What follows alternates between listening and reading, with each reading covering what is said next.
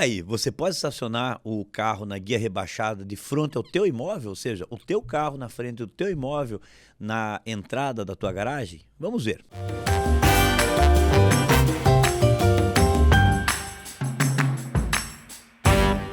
Olá, mais um Transitando com Marcelo Araújo. Um dos questionamentos que a gente sempre ouve, sempre vem a nós, é com relação à pessoa que estaciona o carro de frente à guia rebaixada da sua própria casa, ou seja, a rua permite o estacionamento, mas na frente da casa dele, ele deixa o carro estacionado na rua, na frente da guia rebaixada.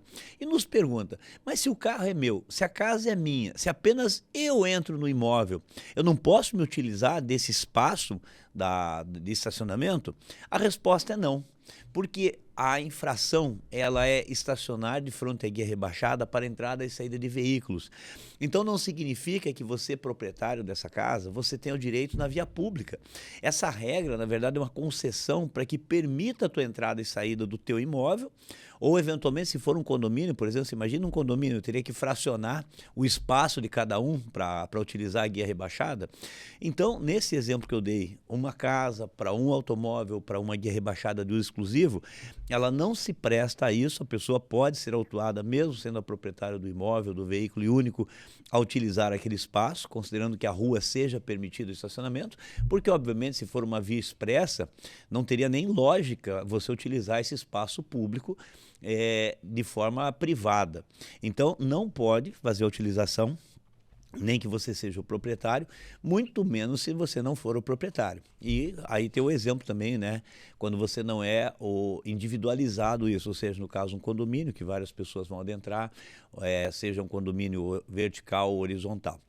Outro detalhe, essa guia rebaixada, ela tem que ter a finalidade de entrada e saída. Por que eu estou destacando isso?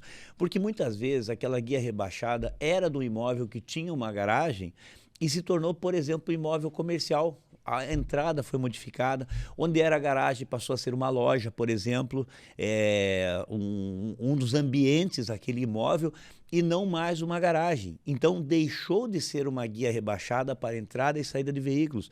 Muitas vezes o imóvel até destruído, é colocado um muro, um tapume, algo assim, que deixou de se prestar a entrada e saída de veículos por essa guia rebaixada. Então tem esses detalhes, mas um detalhe importante, interessante. Vocês já perceberam que na frente de garagem, quando o proprietário ele se irrita muito das pessoas usarem a guia rebaixada, ele coloca uma placa de proibido parar e estacionar. De forma particular, ele mesmo vai lá, compra a placa, coloca a placa na porta da garagem. Se um agente de trânsito for fazer autuação, essa autuação não será pela placa que o proprietário do imóvel colocou, de parada e estacionamento proibido, e sim pela guia rebaixada, que é a regra que se aplica nesse caso. Não é um lugar de proibido estacionamento e parada, e sim pela guia rebaixada. Aí segue o princípio da especificidade, até porque, sendo no imóvel particular, não é a placa pública, a placa da prefeitura, a placa do órgão de trânsito, que está colocada ali. O particular colocou. Mas eu várias vezes já vi autuações em que o agente de trânsito colocou a infração de proibição de parada e estacionamento em detrimento, ao invés de colocar o da guia rebaixada. Então fica o esclarecimento, né? Mesmo que você tenha na tua própria casa, o teu próprio automóvel, seja o único usuário daquela entrada e saída, você não tem o direito de utilizar da via pública de forma privada para estacionar o teu carro de frente à guia rebaixada. É isso aí, até o próximo Transitando com Marcelo Araújo.